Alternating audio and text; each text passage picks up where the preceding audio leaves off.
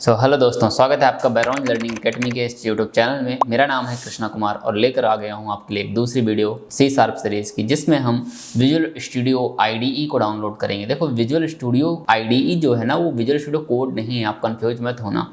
जो visual studio code होता है वो एक नॉर्मल टेक्स्ट एडिटर होता है। जो विजुअल स्टूडियो आईडीई है ये डॉटनेट की कोडिंग करने के लिए यूज होता है। आईडीई का फुल फॉर्म होता है इंटीग्रेटेड डेवलपमेंट एनवायरनमेंट। ये एक नॉर्मल टेक्स्ट एडिटर नहीं है। यहाँ पे डेवलपमेंट से रिलेटेड सारा इन्वायरमेंट सेटअप करके एक जगह आपको मिल जाता है, जो भी आईडीई होता है। तो हर लैंग्वेज के लिए अलग आईडीई यूज होता है या अलग टेक्स्ट एडिटर यूज होता है। आप जैसे एचटीएमएल का कोड करना होता है तो आप विजुअल स्टूडियो कोड यूज करते हो, जावा का कोड करना है तो एक्लिप्स यूज करते हो, पाइथन का कोड करना है तो पाइथन यूज करते हो। वैसे अगर आपको सी शार्प का कोड करना होता है तो एक आईडीई की जरूरत पड़ती है जिसका नाम है विजुअल स्टूडियो, और ये विजुअल स्टूडियो कोड से डिफरेंट है। तो अब आई होप इसमें आपको कोई कन्फ्यूजन नहीं होगा। तो हम इसको इंस्टॉल करेंगे और इसमें आज अपना सी शार्प का पहला प्रोग्राम भी लिख करके हम लोग देखेंगे। तो बिना टाइम वेस्ट किए आइए चलते हैं कंप्यूटर स्क्रीन की तरफ और देखते हैं हम इसका इंस्टॉलेशन। तो कंप्यूटर स्क्रीन में आने के बाद सबसे पहले आपको अपना एक ब्राउजर ओपन कर लेना है। जैसा मैंने यहाँ पे आप देख सकते हो क्रोम ब्राउजर ओपन कर लिया है और इसमें आपको टाइप करना है विजुअल स्टूडियो 2022 डाउनलोड। ये वर्ड आपको यहाँ पे टाइप करना है और एंटर कर देना है। जैसे आप ये एंटर करोगे तो यहाँ पे जो सेकंड नंबर का हमको यूआरएल मिलता है visual studio 2022 IDE programming tools for software, ये जो ऑप्शन मिलता है ये इसमें आपको क्लिक कर देना है। और जैसे ही आप इसमें क्लिक करोगे आपके सामने इसका एक नया इंटरफेस खुल करके आ जाएगा। ये माइक्रोसॉफ्ट की ऑफिशियल वेबसाइट है और उसमें आपको ये इंटरफेस मिलता है जिसमें आपको डाउनलोड विजुअल स्टूडियो के ऊपर होवर करना है। तो यहाँ 3 टाइप के विजुअल स्टूडियो के वर्जन आपको दिखाई देते हैं। एक तो कम्युनिटी वर्जन कम्युनिटी 2022, एक प्रोफेशनल 2022 और एक इंटरप्राइज 2022। तो आपको कम्युनिटी वाला ओपन इंस्टॉल करना है अभी, तो कम्युनिटी वाले में क्लिक कर देना है तो ये आपको डाउनलोड हो जाएगा। अच्छा देखो डिफरेंस क्या है कम्युनिटी में। और जो कम्युनिटी वर्जन है ये बिल्कुल फ्री सभी के लिए अवेलेबल है। जो प्रोफेशनल वर्जन है, जैसा कि नाम से पता चलता है प्रो वर्जन है, उसके लिए आपको पे करना पड़ता है। प्रोफेशनल वर्जन या इंटरप्राइज वर्जन दोनों को आपको पे करना पड़ता है। तो आपको अभी इन पे नहीं जाना है, आपको नॉर्मल कम्युनिटी वर्जन को इंस्टॉल करना है। तो देखो मैंने उसमें क्लिक किया कम्युनिटी में तो मेरा डाउनलोड होना स्टार्ट हो गया है। ये मेरी EXE फाइल डाउनलोड हो रही है और जैसे ही ये डाउनलोड हो जाएगा तो हम इसको इंस्टॉल कर लेंगे अपने सिस्टम में। तो उसको थोड़ा सा 1-2 मिनट का टाइम लगेगा और ये डाउनलोड हो जाएगा। ये डाउनलोड हो गया है और यहाँ से हम क्लिक करके फाइल मैनेजर में जा सकते हैं। हम अपने फाइल मैनेजर में भी डायरेक्ट भी जा करके डाउनलोड में क्लिक करेंगे तो हमको ये डाउनलोड्स के अंदर यहाँ पर मिल जाता है। अब इस EXE फाइल को आपको राइट क्लिक करके इंस्टॉल करना पड़ेगा। तो इसको हम राइट क्लिक करेंगे और रन एज एडमिनिस्ट्रेटर में मैं क्लिक कर देता हूँ। इसको आप डबल क्लिक करके भी इंस्टॉल कर सकते हो। मैं यहाँ पर राइट क्लिक किया है और रन एज एडमिनिस्ट्रेटर में क्लिक करता हूँ तो ये विजुअल स्टूडियो का इंस्टॉलर जो है ये हमारा इंस्टॉल हो रहा है। ये मुझे कंटिन्यू कर देना है यहाँ पर।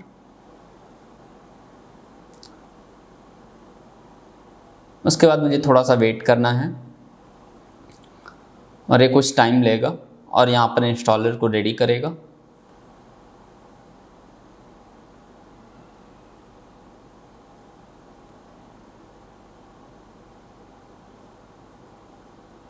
तो देख सकते हो इंस्टॉलर हमारा रेडी हो गया है और आपके सामने एक नया इंटरफेस ओपन हुआ है जिसमें आपको ये सिलेक्ट करना होता है, एनवायरनमेंट सिलेक्ट करना होता है कौन सा एनवायरनमेंट आपको इंस्टॉल करना है। तो हमको यहाँ पर ASP.NET वेब डेवलपमेंट का एनवायरनमेंट हमें चेक कर देना है। और सिंपल बस हमें यहाँ पर ASP.NET वेब डेवलपमेंट और हम एक यहाँ पर और भी कर सकते हैं .NET डेस्कटॉप डेवलपमेंट। ये .NET का डेस्कटॉप डेवलपमेंट, ये मैंने .NET के दोनों एनवायरनमेंट यहाँ पे सिलेक्ट कर लिए हैं। क्योंकि देखो यहाँ पे और भी ऑप्शन है जैसे कि एज्योर का है, Node.js का है, पाइथन का है।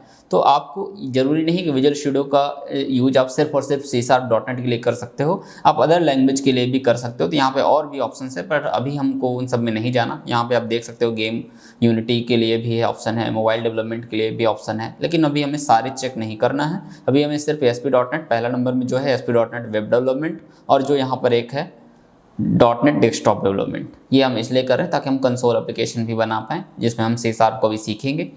और बस हमने इसमें क्लिक किया है। ये आप यहाँ पे देख सकते हो कि टोटल स्पेस रिक्वायर्ड होना चाहिए आपके सिस्टम में 7.92 GB का स्पेस होना चाहिए।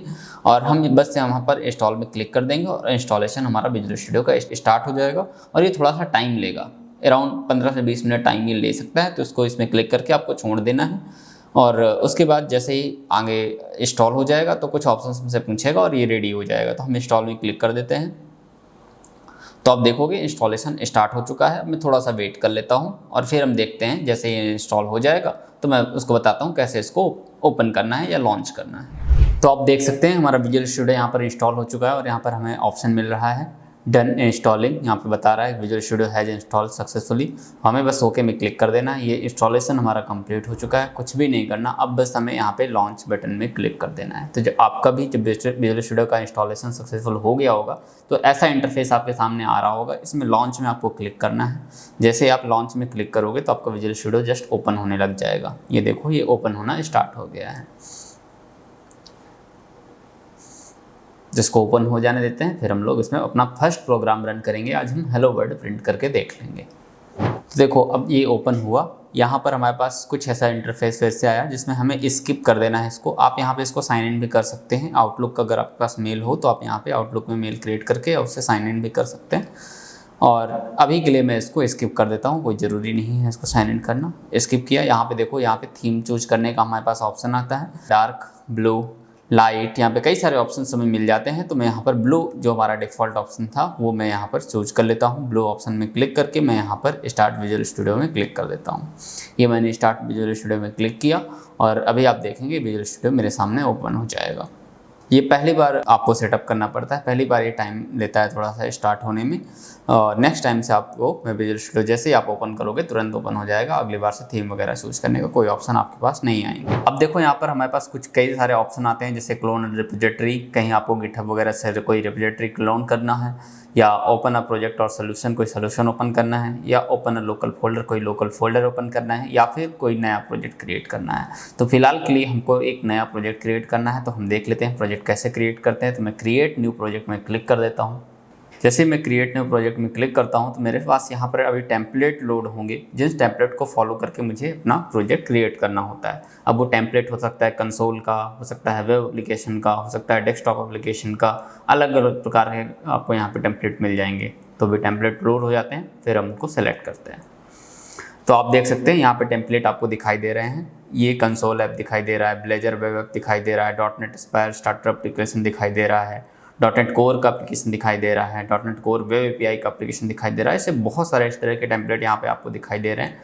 पर अभी हम लोग जो सीरीज हम सीख रहे हैं उसमें हम कंसोल एप्लीकेशन यूज करने वाले हैं, क्योंकि हम वेब एप्लीकेशन इसलिए यूज नहीं करेंगे क्योंकि हम वेब एप्लीकेशन में हम C# को बहुत डेप्थ में यूज नहीं करते हैं। वहाँ पर हम सीधे वेब एप्लीकेशन बनाने की कोडिंग करते हैं, कोई फ्रेमवर्क यूज करते हैं। लेकिन हमें कंसोल में क्या करना है, कोर हमें C# की कोडिंग करना है। और पहले C# के सारे बेसिक्स, पहले प्रोग्रामिंग को समझना है, फिर हम MVC की तरफ मूव करेंगे।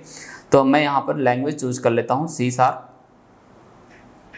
ये चूज कर लिया। प्लेटफॉर्म में मैं यहाँ पर प्लेटफॉर्म में मैं विंडोज चूज कर लेता हूँ। और प्रोजेक्ट टाइप में मैं यहाँ पर डेस्कटॉप चूज कर लेता हूँ। ये चूज कर लिया। तो इस तरह से ये टेम्पलेट देखो फिल्टर हो जाते हैं। फिलहाल हमें कंसोल एप्लीकेशन बनाना था तो मैं यहाँ पर कंसोल चूज कर लेता हूँ।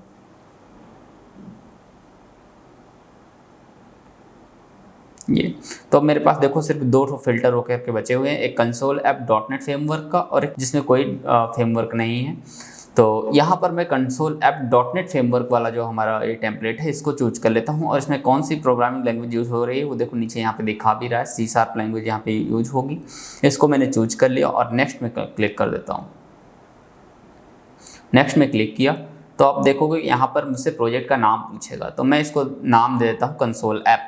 कंसोल ऐप सिंपल सा नाम दे देता हूँ। यहाँ पे देखो एक लोकेशन पूछ रहा है, किस लोकेशन में आपको प्रोजेक्ट क्रिएट करना है। जैसे आप अपना कोई HTML का प्रोजेक्ट क्रिएट करते हो तो किसी फोल्डर के अंदर किसी लोकेशन में जाकर क्रिएट करते हो ना, वैसे मुझे एक लोकेशन मैं यहाँ पे बना लेता हूँ, कोई फोल्डर जिसके अंदर मैं अपना प्रोजेक्ट को क्रिएट करूँगा। तो मैं यहाँ पर डेस्कटॉप के अंदर एक फोल्डर बना लेता हूँ, C# प्रोजेक्ट के नाम से मैं बना लेता हूँ।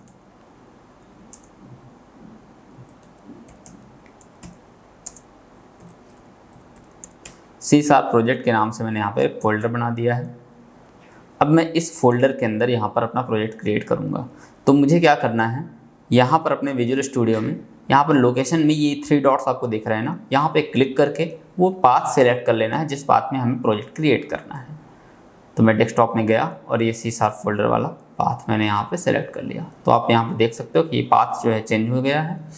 अब मैं सोल्यूशन नेम में यहाँ पे कंसोल ऐप जो हमारे प्रोजेक्ट का नाम है वही हम सोल्यूशन का नाम रहने देते हैं, इसमें कुछ भी हमें नहीं करना है। उसके बाद यहाँ पे देखो एक नीचे ऑप्शन होता है place solution and project in the same directory, तो इसमें भी आपको कुछ भी नहीं करना है, इसमें आपको चेक करने की कोई ज़रूरत नहीं, ये मैं आपको आगे चल के बताऊँगा ये क्या है। बस यहाँ पे देखो डॉट नेट फ्रेमवर्क सिलेक्टेड है, तो हमने लेटेस्ट वाला यहाँ पे 4.8 भी हम लोग यहाँ पर सिलेक्ट कर सकते हैं, लेटेस्ट हमारा 4.8 है, इसके अलावा और यहाँ पर 4.7 भी है, 3.5 भी है, तो हम लेटेस्ट जो 4.8 है वो हम सेलेक्ट कर लेते हैं और क्रिएट में क्लिक कर देते हैं। तो हमारा आप देखोगे कि प्रोजेक्ट क्रिएट हो जाएगा और उसमें हम अपना पहला प्रोग्राम लिख करके देखेंगे, हेलो वर्ल्ड प्रिंट करके देखेंगे। तो ये हमारा प्रोजेक्ट क्रिएट होना स्टार्ट हो गया है, ये क्रिएटिंग प्रोजेक्ट की देखो विंडो आ गई है। थोड़ा सा आपको 1-2 मिनट का वेट करना पड़ेगा प्रोजेक्ट क्रिएट होने के लिए, और जैसे ही प्रोजेक्ट क्रिएट हो जाएगा तो हमारे सामने एक नया इंटरफेस हमको दिखाई देगा। तो आप देख सकते हैं हमारा ये प्रोजेक्ट क्रिएट हो चुका है और हमारे सामने एक ये नया इंटरफेस आ गया है। अगर मैं इस फाइलों को अभी क्लोज कर देता हूँ, यहाँ पे जो फाइल्स हैं इनको क्लोज कर देता हूँ, देखो यहाँ पे हमें साइड में प्रोजेक्ट की सारी फाइल्स दिख रही हैं, ये सोल्यूशन एक्सप्लोरर दिख रहा है। अगर आपके पास ये ऐसे ओपन नहीं रहता है, ये क्लोज रहता है, तो इसको ओपन करने के लिए आपको यहाँ व्यू में क्लिक कर देना है, व्यू में क्लिक करके सोल्यूशन एक्सप्लोरर में क्लिक कर देना है, तो ये आपके पास साइड बार ओपन हो जाएगा, जहाँ पर आपको कंसोल ऐप हमारे प्रोजेक्ट का नाम है और उसके अंदर हमारी फाइल प्रोजेक्ट की दिख रही हैं, जिसमें जो सबसे मेन फाइल होती है ये होती है program.cs, जिसके अंदर हम अपना कोड लिख रहे होंगे। और भी हम CS फाइलें यहाँ पे क्रिएट कर सकते हैं, कितनी भी जो भी हमें रिक्वायरमेंट होगी। और यहाँ पे कुछ और फाइलें और हैं, जैसे कि प्रॉपर्टीज़ है, प्रॉपर्टीज़ के अंदर असेंबली हैं, ये सब हम बाद में भी समझेंगे। पहले हम सिंपल सा ये देख लेते हैं कि कैसे हम हेलो वर्ल्ड प्रिंट कर सकते हैं। प्रोजेक्ट तो हमने क्रिएट कर लिया है और प्रोजेक्ट क्रिएट करने के बाद आपको सिंपली चले आना है अभी program.cs फाइल में, इस फाइल को ओपन कर लेना है और यहाँ पर देखो ये कुछ कोड ऑलरेडी पहले से लिखा हुआ है, ठीक है। अब इस कोड में कुछ चीज़ें हैं जो आपको अभी पहले नहीं मालूम होंगी, तो इन सब चीज़ों में अभी आप ध्यान मत दो। आपको अभी सिंपल सा हेलो वर्ल्ड प्रिंट करना है, तो यहाँ पर कर्ली ब्रेसेस के अंदर मैं यहाँ पर कुछ कोड लिखता हूँ, ऐसा ही आपको लिखना है और आपको प्रिंट करके देखना है। अगर इतना हो जाता है दैट मीन आपका भी विजुअल स्टूडियो प्रॉपर वर्क कर रहा है। तो मैं यहाँ पे लिखूँगा कंसोल। कंसोल में आपको ध्यान रखना है कि जो C होगा वो कैपिटल होना चाहिए, स्मॉल में नहीं होना चाहिए, क्योंकि C# एक केस सेंसिटिव प्रोग्रामिंग लैंग्वेज है। तो आपको ये केसेस का भी ध्यान रखना है कि कैपिटल स्मॉल जैसे मैं टाइप कर रहा हूँ वैसे ही टाइप करना है। तो मैं यहाँ पर लिखूँगा कंसोल डॉट राइट लाइन, यहाँ पे भी आप ध्यान देना राइट लाइन का W कैपिटल है, लाइन में L कैपिटल है, और ये मैंने लिखा पैरेंथेसिस लगाया और यहाँ पे मैं डबल कोट्स के अंदर लिख दूंगा हेलो वर्ल्ड। ये लिखा मैंने, लास्ट मैंने कॉलन लगा दिया और बस इसके नीचे मैं एक लाइन और लिख दूंगा console dot read line, console dot read line. ये क्या करेगा, हमारी स्क्रीन को होल्ड करके रखेगा, क्योंकि ये एक इनपुट कमांड है।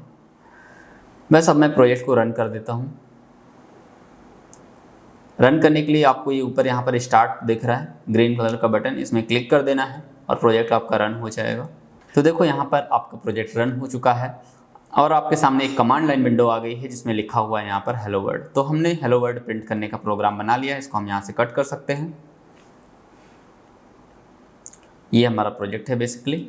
हमने यहाँ पर और भी कुछ अगर प्रिंट करना है तो दोबारा से हम इसी लाइन को डुप्लीकेट करेंगे और हम यहाँ पर कुछ भी लिख सकते हैं। जैसे मैं यहाँ पर लिख देता हूँ welcome to Barrons learning academy. ये मैंने लिखा welcome to Barrons learning academy, save किया और फिर से मैं यहाँ पर देखो ऊपर स्टार्ट में जो लिखा हुआ है स्टार्ट और ग्रीन कलर का बटन दिया हुआ है, इसमें क्लिक करता हूँ और जैसे ही क्लिक करूँगा फिर से मेरा प्रोजेक्ट रन हो जाएगा और इस बार हमारे सामने 2 लाइनें प्रिंट होकर के आएंगी, हेलो वर्ल्ड और welcome to Barrons learning academy.